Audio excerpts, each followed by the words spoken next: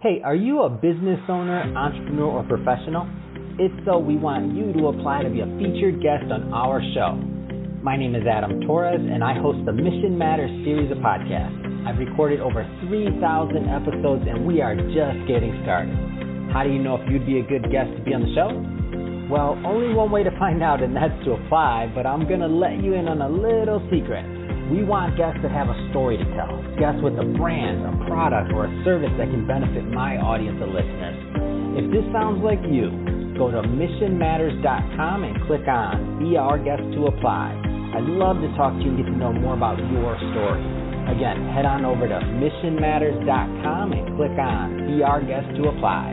All right, now let's get into the show. Hey, I'd like to welcome you to another episode of Mission Matters. My name is Adam Torres, and if you'd like to apply to be a guest on the show, just head on over to missionmatters.com and click on Be Our Guest to Apply. All right, so today I have Ronald, Stein, and Todd Royal on the line, and they are co-authors of the 2022 Pulitzer Prize nominated book, Clean Energy Exploitations. First off, guys, I just have to say, welcome on the show.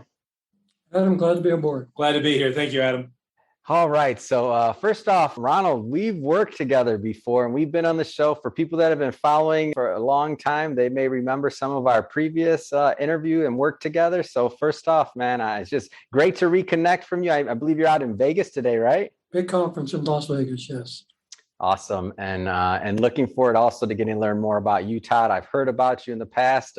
Ronald mentioned some things about his other co-author, and I'm like, well, when are we going to get this other co-author on the line already? So I'm glad that I was able to catch you both at the same time and at the same conference, which we're going to get further into that in a moment. But we'll start this show the way we start them all, with our Mission Matters Minute.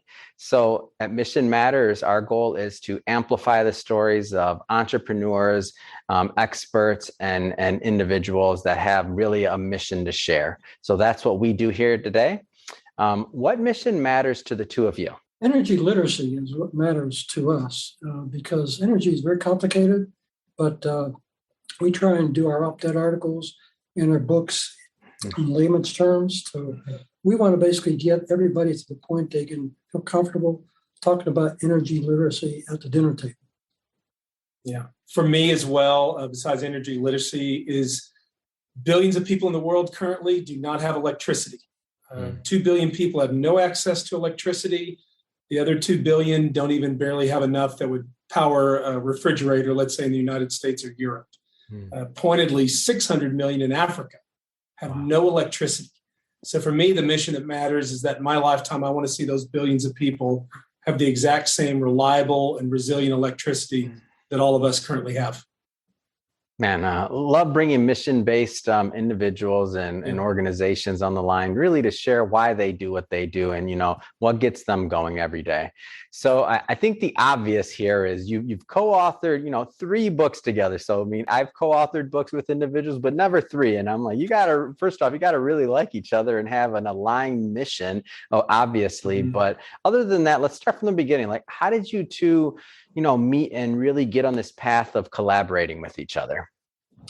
Well, we both write up-to-date articles, and I commented on a couple of Todd's articles, and he commented on a couple of mine, and we wound up getting connected, and it's been downhill ever since. And then Ron had reached out to me too with a group called the American Society of Civil Engineers. Mm-hmm. He was chairing an infrastructure report on energy and electricity for California.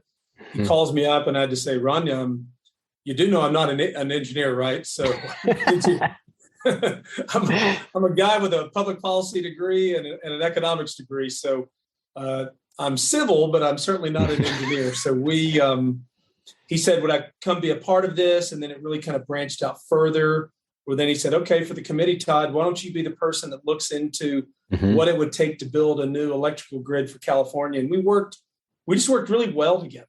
And so that's how really it grew. And then I approached him on the first book, which is called Energy Made Easy. And I said, hey, I've got this idea for a book, energy literacy. It also has to do with, let's just take separate topics. So it's not a book that flows, but all these separate topics. You're an engineer, you have all this knowledge. why don't we try to do this together? And he goes, well, I've never written a book. And I said, well, neither have I. So we thought, what better way to do it than let's jump in the deep end and see what happens. And it worked out really well. And That's the book's amazing. got all 5-star ratings. So it was a pat on the back for a job well done. Yeah. I provide the engineering side of it. He's the political side of it.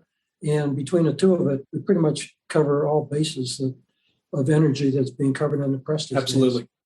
So we're definitely going to go deep into the energy field, and we're going to, of course, get far into the book. But just a quick sidebar, because there's a lot of other mission-based entrepreneurs and just people that want to make a difference out there. And I have a preference to books. I mean, we're publishers, but that being said, like, I always like to get third party so people know I'm not just trying to sell books, right? Like, what is the importance of getting your message out been through books? Like, how has that helped? Because I'm always telling people, if you have a message, you have something to do, you don't have to go to a publisher. You can do it yourself. It doesn't matter, but get the book out there. That's my thing. However you get it out there. So what has been your experience in using a book to get your message out there?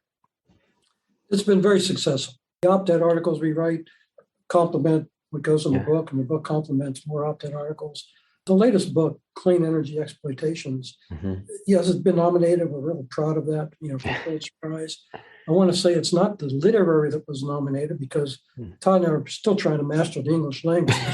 It was the message, the Clean Energy Exploitations, because you got two different societies in the world. You got healthy and wealthy countries, and then you have the rest of the world.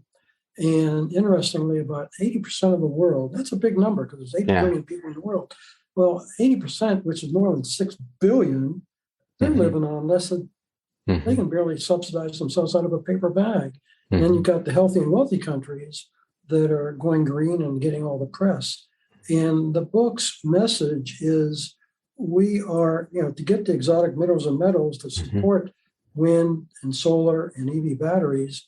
Those exotic minerals and metals are coming from developing countries that have yellow skin, brown skin, black skin people, and they have no environmental controls and no labor controls. So the environmental degradation going on around the world and humanity atrocities, that's the message in the book. That's the clean energy exploitations, that the healthy, wealthy countries are taking advantage of the developing countries. And that was the reason we got nominated for the Pulitzer Prize.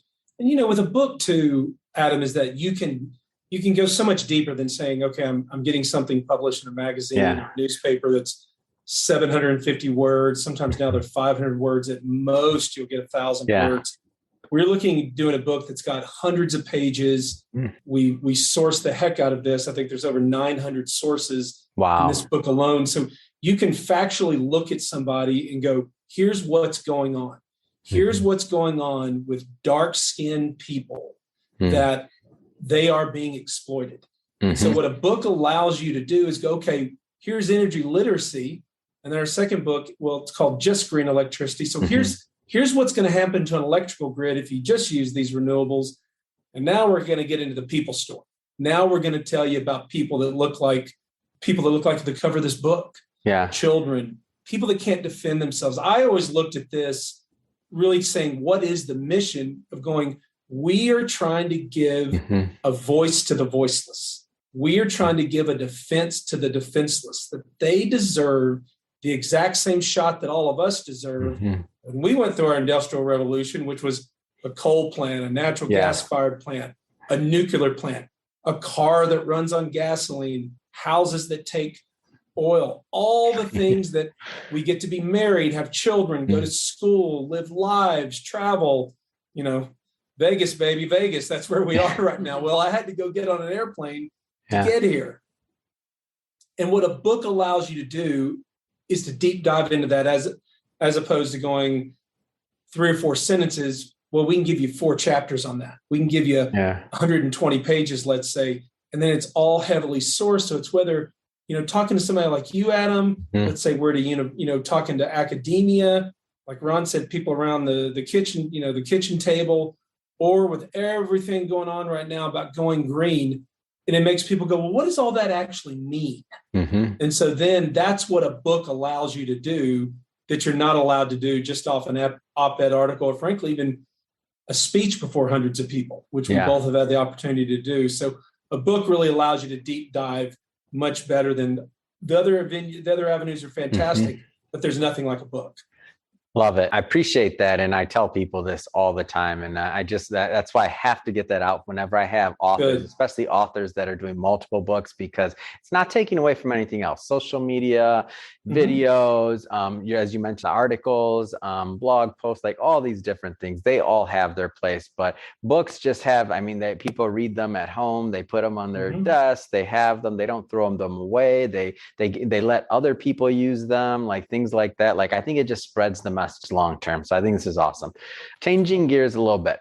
We mentioned a couple times you're in Vegas. I want to go further into this part. So you're at the Heartland Institute's 14th International Conference on Climate Change. I believe there's 300 plus leaders out there. And tell me if I got the name right of the conference. First of all, it's a long name there. So get it right. All right. You got it right. All right. Fantastic. But tell me a little bit more about the conference, because there is significance there. I like to think that both of you flew together to just do this interview, but there is significance as to why you're in Vegas. So tell us a little bit more about the conference. Well, the conference is comprised of international leaders all over the world that are addressing climate change and energy literacy. And like I say, we comment on their articles, they comment on our articles. And since COVID is almost over, this is a great opportunity to physically meet them. Yeah. We talked to them, emailed them, but this is a phenomenal networking event. And the exciting thing is, most of the attendees have written books. Many have written multiple books. I'm really not sure how many have Pulitzer Prize nominated books. Yeah. But we're excited about that. And each of the 300 attendees is getting a free copy of that book. And so we'll, like I say, we're connected internationally to a lot of people in trying to provide energy literacy to the public and put some common sense into what you read about in the press. Yeah, and I think too at this conference, it's such a political word. Oh my God, climate change. But people go, what exactly does that mean? What is global warming? What is anthropogenic global warming? Well, what I tell anybody is that there is now this foundational assumption that what we are currently doing, video, flying here, staying in a hotel, running an air conditioner, we are cooking the earth. But in actuality, nothing could be farther from the truth. And I'm not a denier, and I'm not trying to say, oh my gosh, President Biden is a bad man. Yeah. No, let's look at it factually. If we really want to be all deep and eggheady about this, let's use the scientific method. Let's actually go back and go, well, okay, if we are cooking the earth, then what are the solutions? Because there are solutions. What are things we can do? What are things that we have tried in the books and we try to do individually and together to say, let's factually look at, has the earth been cooking? Is this the warmest it's ever been? No. Is it the coldest? No. Yeah. Is it we're all dying because of wildfires and the oceans are rising? That's simply not true. So then you're basing life and energy policy. You're basing your entire life on something that can be mitigated, something that can be, where did technology, look what we're doing right now. We are talking, it's incredible. Amazing. Everything via Zoom, via iPads, our phones. I always say this, there's more power in this iPhone I have than they had launching rockets to the moon in the Apollo space program. It doesn't have to be cataclysmic. And that's where we say, let's have a little energy literacy here. Let's sit back. Let's all take a big, giant, deep breath and say, how much has it warmed versus other times? And then what are the things we can do to work together and bring literacy to bring solutions and answers to these issues to make sure, again, these billions of people get electricity and they have energy, they have power, and they have life. So speaking of solutions, I think that's a great transition to go to the main event. So to talk about the book. So Clean Energy Exploitations. I guess I'll start with, what was some of the inspiration behind this third book? And what led that dialogue? Well, the dialogue was the exploitations. We knew what was going on around the world because there's no silver bullet answer to the energy situation. And we tend to be agnostic. We want to share both sides of the story, because when you pick a winner, you have unintended consequences. There's a place for solar, a place for wind, a place for EV batteries, but there's no one winner. And going to wind and solar, which breezes in the sunshine, it only produces electricity. And the thing that was very confusing among the politicians, the press, everybody, is they talk about renewable energy as going to replace fossil fuel energy. But Adam, that's not possible, because renewable energy is not renewable energy; it's renewable electricity. Because the only thing breezes and sunshine can do is produce electricity. On the other hand, go back to 1900. Before 1900, we had no medical industry. We had no electronics. We had no communications. We had no militaries. And everything changed in 1900 when we invented the automobile and the airplane. And we really started discovering what fossil fuels could do. And the thing that really came out of fossil fuels was not the fuel for the automobile, the trucks, the airlines and the merchant ships. The thing that was most valuable out of a barrel of crude oil was the oil derivatives that get manufactured. And those derivatives are used to make the 6,000 products we have today that we did not have before 1900. And that's the message that we're really trying to get through is, you really can't live without oil, because without oil, a prehistoric man lived without oil. Yeah. And I don't want to go back to that level of living. Yeah, same. For me, Ron approached me about doing this third book, and I was a little reticent. And then once he started going, okay, Todd, remember what we talked about in our first two books? And then I kind of started, he sent me some things. I started doing some further research, and it started to become very personal. Yeah. I have two small children. If you look on the cover of that book, there's a man pointing a gun at people in the Congo to mine cobalt. Cobalt's a rare earth mineral that has to be in your iPhone, your Android phone, has to be in an EV, an electric vehicle, a solar panel, and a wind turbine will not work without cobalt. And so that became personal to me. I went, whoa, wait a minute. I also come from a very lower middle class family. My father was in the sheet metal industry. And so you look at these things and you go, these are workers and children being exploited.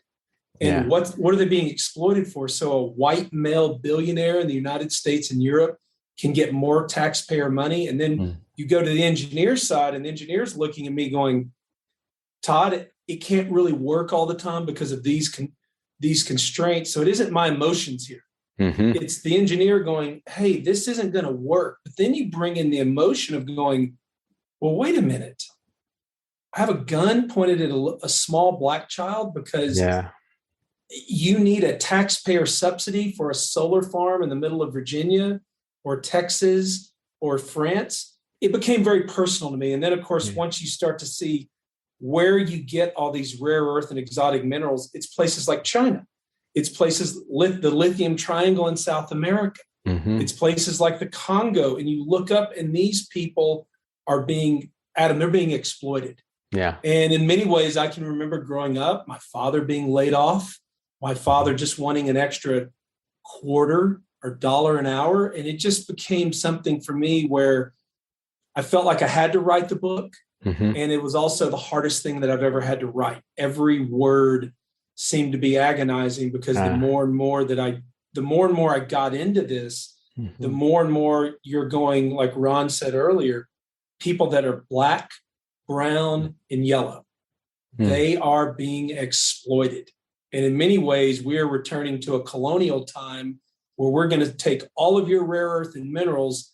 So somebody driving an EV in Paris, Los Angeles, or New York can feel good about themselves. Yeah. And that bothers me to the pit of my soul. And that is another mission where I said, no, the mission is to get this story out here and to say, to give these people who are being exploited, they need a voice. Yeah. And we have the expertise and like Ron says, we're trying to master the English language, but we can get this out here. And that's one of the biggest reasons, and a multitude of really emotional and personal reasons of why I wanted to write this book.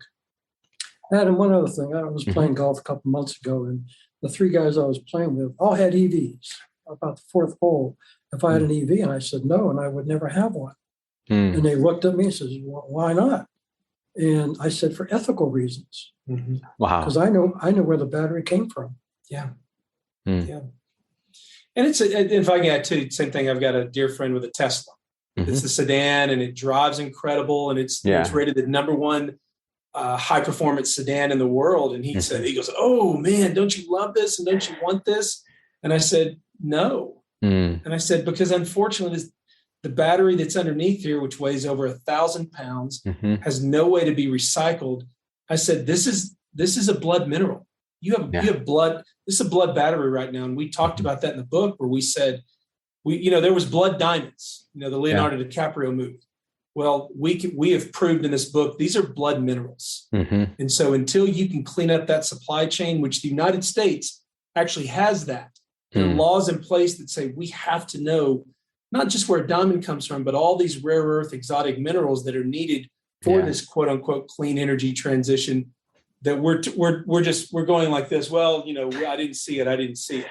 Yeah, so, I get it. Yeah, I'm with Ron. I went, love the way this Tesla drives, but make no mistake, there's blood on your hands right now.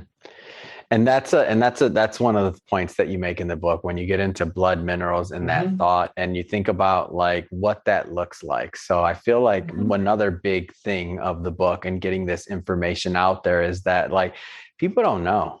Like the people that were driving those EVs, the people that are driving these cars and these other vehicles don't really know. So I feel like as we have more of these conversations, we have these dialogues, that really opens up the opportunity for change and for different policies and just for a different conversation to start. What do you think that kind of looks like going forward? Because it's hard, right? Like we've been hearing things about think about how long it took for like diamonds and things like you said. Great point you make about the movie that came out a long time ago. I remember watching it though, and that was one of my first educations on that. I kind of known the term, but I didn't really know, right?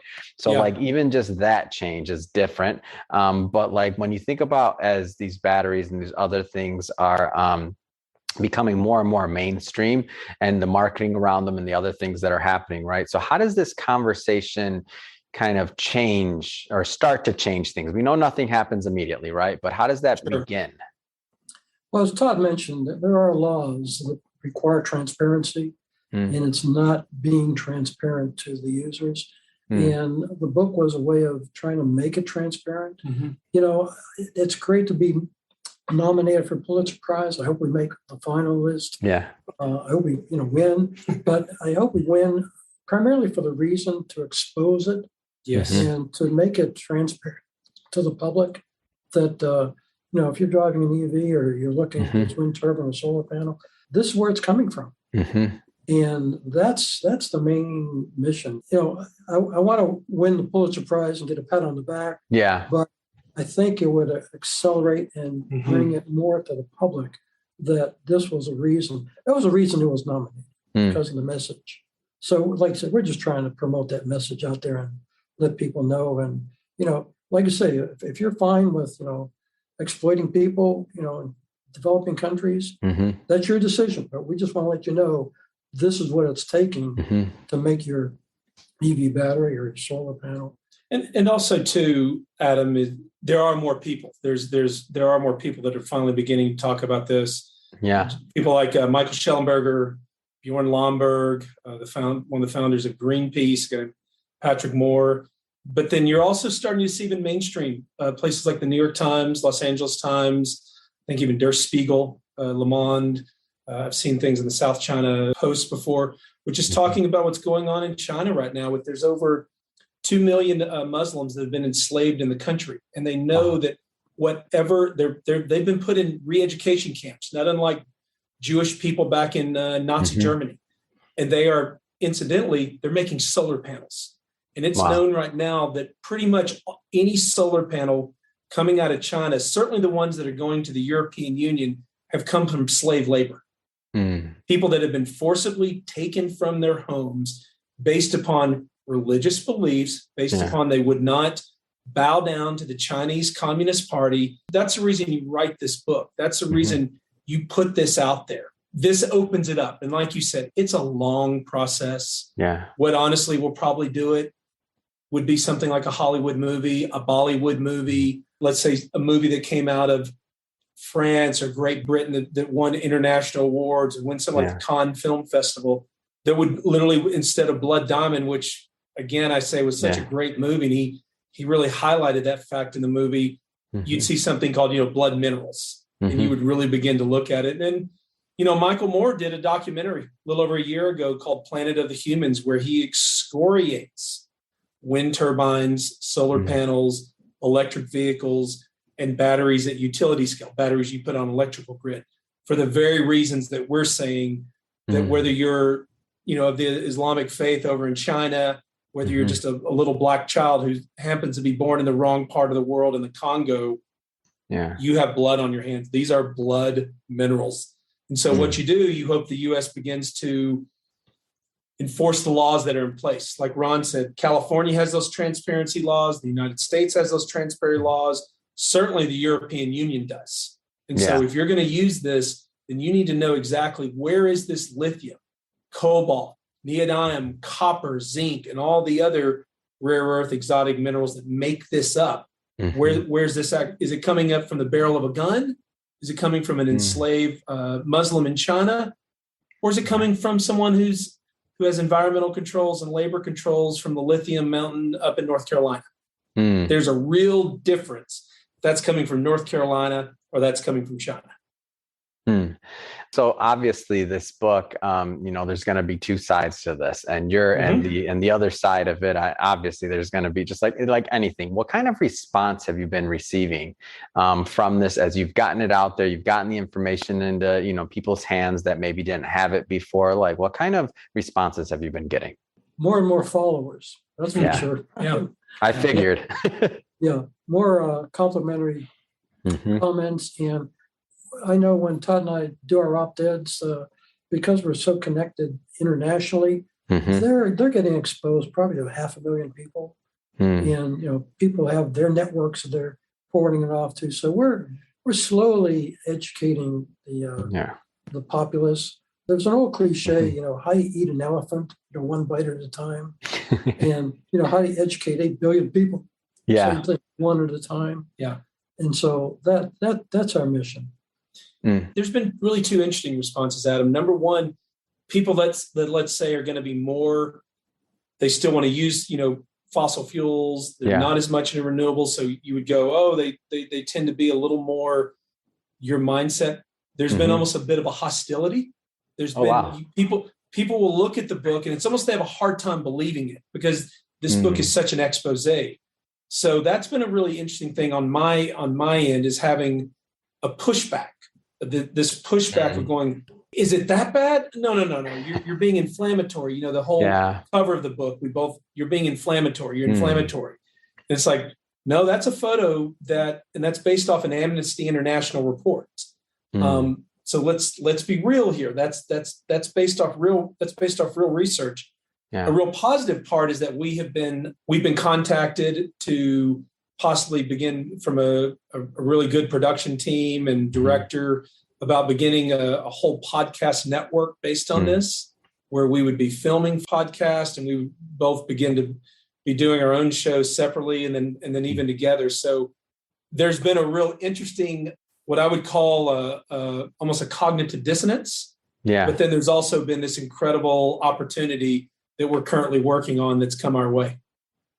Yeah, and that's the way I see it, by the way. So what I see this book as is, I see it as, obviously it's building on some of your previous works, but I mean, in terms of, I see it as a movement. Like, it's really a movement. Like it takes like anything, right? The old saying, right? It takes community to do this. And now it takes more than a community. It takes a movement, because everybody's competing for eyeballs and different things like this. And I would argue many times for things that are nowhere near as important as what you're both working on. So, I mean, just in general, like we're all competing for space and attention. And that's why I was really excited to have you both on the show to help do what we could do to get the message out there. But really it is a movement, and it's building, and it takes more. And you both being at that conference, handing out that, or getting the book into the hands of all of those different world leaders and other people, like that's kind of like the tentacles, if you will, or that go out into many different places. When people go home, they now have that information as well, and now it spreads. So in being stewards of this movement, so to speak, from your end, and leading this book, like what's next for the two of you? Like what's next? What's on the horizon? Well, I think it's going to be the podcast. Like you say, we continue to do op-ed articles. Every time President Biden opens his mouth, I got to write another article.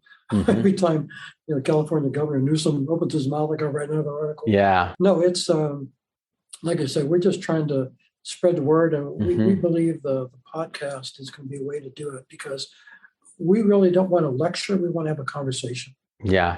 Like a fireside chat, because there's two sides to every story, because the people we want to interview have their views, and just ask them probing questions about the unintended consequences that they're not talking about, and the transparency of what's going on that they're not talking about.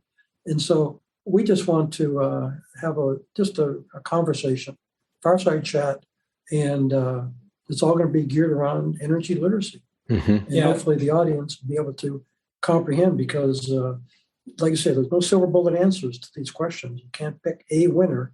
If they basically say everybody's got to drive an EV, well, there's consequences to that. Yeah. So it's really this podcast possibly really begin to put out content on even daily basis, smaller content, weekly basis. Begin to do a show that's, one that would be 20 minutes, another one that could be an hour long, and then continuing to write. Certainly, as we're seeing right now, this whole energy crisis globally, I would certainly make the argument too that energy crisis has become because you've tried to move over to wind turbines and solar panels, and without thinking about it, without, as Ron just said, you haven't looked at the unintended consequences. So it's writing about those kind of issues, looking about the podcast, and then also speaking engagements as well that we have. No, I think that's great. When Todd and I do speaking engagements, we want to talk energy literacy, and the public, may be intimidated on what to ask about energy. And so we basically plant, about 30 questions with them, so they can ask the question, and then it opens up the avenue for us to address what they want to hear about, because just to give a speech about something they don't want to hear about is not very productive. So if they want to know about, EVs or, transparency, whatever the interest is, we've got a bunch of questions or, for the U.S. international questions, and just to stimulate the conversation. And when they ask it, we'll basically address that subject, and that may promote, another question to come from the audience. So it's all geared around energy literacy, and we're just trying to stimulate the conversation. There's a funny story. One of my dear friends, former Marine, just this guy he thinks so literal. Yeah. And he looks at me and he goes, "What exactly do you do?" It's such a plain question. We're together and he goes, "You talk about these grids and fossil fuel, but can you just tell me exactly what it is you do?" And he looked at me like with a book, and he goes, "So you want to do some podcast and do what?" I go, "Kurt, it's meant for somebody like you." Because I said, "I can sit here and bore you to death with an electrical grid." And he goes, "Yeah, please don't do that." He goes, and then he goes on, he goes, "Here's what I'm going to tell you how to do it, Todd." And I go, "Why don't you tell me?" He goes, "Why don't you just call it turn the lights on? Because all I really care is, can I put gas in my car and turn the lights on? Because I'm a really busy guy with 2 kids, a dog, and I'm about to get married." And to me, that is the perfect story about 99.9% of the world, because that's what I care about. I'm just caring about going, I got to get breakfast for my kids, and we got activities, and I've got work, and I got to plug my computer in if I want to write all this stuff. So let's just make this easy, and let's make this as simple as possible. somebody can understand. I just love that he was like, what is it you exactly do again? So yeah, that's really what we're looking at as far as moving forward and on the horizon, to bring this conversation down to where somebody can understand it, because it's going to get emotional enough. There's enough facts we can put in there to glaze your eyes. And I can show you 3 books that have, I think it's over 2,000 sources now between the 3 books. But can I just do this? Can you and I just connect? Can I empathize with where you are and understand where you are, and hopefully give you a little education, literacy in the process as the world is quote unquote transitioning to all this. And I like this idea of really thinking about the broader concept here, which is energy literacy.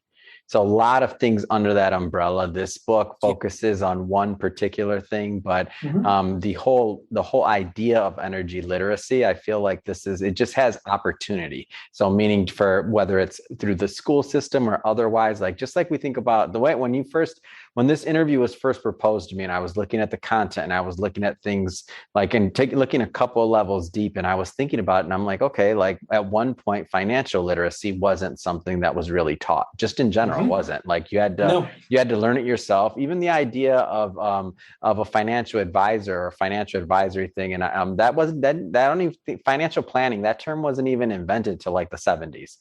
So that's very new. It's a very new concept.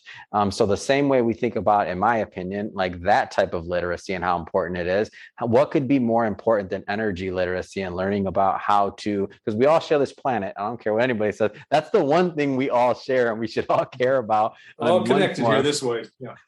But for my lifetime and for my personal preference, I'd like to protect this one just as much as possible than versus go to another one right this moment. That's my personal preference. So if we're talking energy literacy, I'm like, can we do a little bit more there? Yeah. Now, on energy literacy, you read in the paper all the time about Biden wants to eliminate oil, and he's banned fracking. He's basically stopping oil exploration. Yeah. He's killed the Keystone Pipeline. Now, if he gets his way, there's consequences. Yeah. Because getting rid of oil, you've eliminated the supply chain to the refineries. Yeah. If there's nothing to refine, there's no need for the refineries. Well, if you get rid of the refineries, then you see the unintended consequences. Because, as I mentioned before, half of a barrel of crude oil is for fuel and half of it's for the derivatives. And if these refineries can't make the derivatives because they have no crude oil to manufacture, then there's not going to be any iPads and iPhones, TVs, electronics. The medical industry goes away. Like I say, there's a lot of industries that get impacted severely without oil. So there's a place for everything, for oil, for, solar, wind, EV batteries. And, if you're a family, have a big family, you need a big vehicle, you need a workhorse, an EV may not be right for you. If you're retired and have short distances to go, an EV may be the best thing for you. Yeah. Adam, I like your theme of like, we're all in it together. It's this planet. And one of the things when you think about energy, and you go, okay, there's 6,000 of these products, from plastics to toothpaste, that come from this barrel of crude oil. The one thing you look up this COVID, what's it done? It's made us kind of look at the entire world. So then you go, now we have this vaccine. Well, interestingly enough, there's this fantastic article. I think it was in April of 2020 or 2021. I honestly, I can't remember. And it was in the Wall Street Journal. It said, "Big Oil to the rescue." And it basically said you would not have this vaccine without oil. Wow.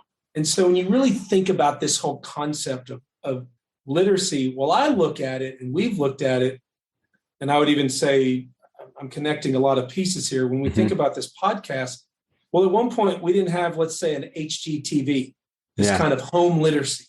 You didn't have CNBC, this literacy of money, as you said, financial planning. Yeah. Well, we felt, and one of our big goals would ultimately be, could there ever be a television station that's just on energy? Because what you could do an entire show of going, okay, Adam, you're a guy, you want to get rid of all oil. You you support the president, you support his policies and his party. Mm-hmm. Okay, did you want that vaccine or did you not want that vaccine? Yep. And you may go, well, I'm anti-vaccine. Okay, that's right. We'd go, okay, that's great. Well, then, Adam, we've got a public health issue, though. Doesn't mean I'm pro-vaccine or anti-vaccine, but there's a lot of people who need this vaccine. Yeah. Most of these people that we're about to walk around a crowded city in Las Vegas, they've probably got a vaccine or they've got a mask on. Well, that mask came from a barrel of crude oil. Yeah. In other words, it's this interconnection. And we're energy literacy. Yes, we want to try to do a podcast. And yes, it'd be great to win a Pulitzer. And those would all be wonderful things. But it's more saying that we're all connected together here. And the bad part of COVID, we obviously know what it is. Maybe if there's one positive, it's maybe made us look up and go, we all got to share this place together. And if we're going to put this into our arm or this pill, well, it's got oil in there. So yes or no, you want those roughnecks over in the Permian Basin of Texas or Saudi Arabia or up in Norway. Do you want them to get that oil? And then do you want it to go to the refinery or do you not? So I really love that theme that you just brought up of that we're all connected here. And that let's look at this planet right now. We can go explore others, and that's great. But let's remember this planet as well. That's great. Well, I have to tell you both. First off, again, it's been great having you on the show today and learning more about clean energy exploitations and just even to be nominated. I mean, what an honor. I'm just really excited for both of you. And then to do all the work that you're doing. And I want to see the podcast. And after you get that podcast up and going, I'm more than happy to help you promote it. I definitely want my audience to go check that out. So always love to support the podcast community in general. Anybody that's ever been on my show, it's a podcaster, knows that. But this is even just a step above, like to move the needle even a little bit on this issue and thinking about blood minerals and just energy literacy, just in general, it's a big deal. So if somebody's watching this right now and they want to learn more about your work, the previous books, of course, but also the current one, Clean Energy Exploitations, what's the best way for them to follow up and to connect and just to follow both of your writings in general? Connect to energyliteracy.net. Energyliteracy.net is the website. Our books are there. Our op-eds are there. Click on, you can get it instantaneous from Amazon. It's even available at Target. Yes. We just found that out. But energyliteracy.net. I would, and ask, just send us an email. We'll add you to our op-ed, list and keep you up to date with articles on energy literacy. And hopefully you'll be able to talk at the dinner table and, understand what is happening in the community around you and the world around you. Yeah. Fantastic. And last question, I have to do it because anytime anybody tells me that they might do something when it comes to a podcast, I got to put a little fire under them. When do you think you want to get that podcast launched? I'm throwing it out there. I would say we'd like to try to get this launched before the end of the year. Oh, that's soon. Oh, that's awesome. My goal would be that the first content would be coming out in January.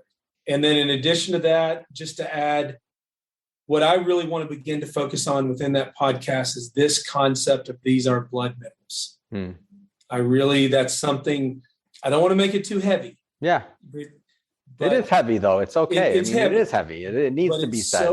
But it's so important as we are looking at an energy crisis globally right now, based on people thinking you can run the world on, the wind and the sun, but also what's inside of there and the exploitation that these are blood minerals. And so there's a little teaser for you for the for the podcast. Fantastic. Well, I just have to say again, appreciate both of you coming on the show today and sharing more about the story, this journey of two individuals coming together and co-authoring now the third book and just really taking it and the idea of energy literacy to the next level and creating a community around it. That's not easy. It takes a lot of work, a lot of time. So I applaud both of your efforts on this. And to the audience, as always, really appreciate you tuning in. If this is your first time connecting and with us. Don't forget, hit that subscribe button. We have many more mission-based entrepreneurs, executives, and experts coming on, and we don't want you to miss a thing. And I'll just say a final thing. I hope you both get some time to enjoy in Vegas, but really it has been a pleasure having you both on the show. So thank you. Thank you, Adam. Thank you, Adam, very much.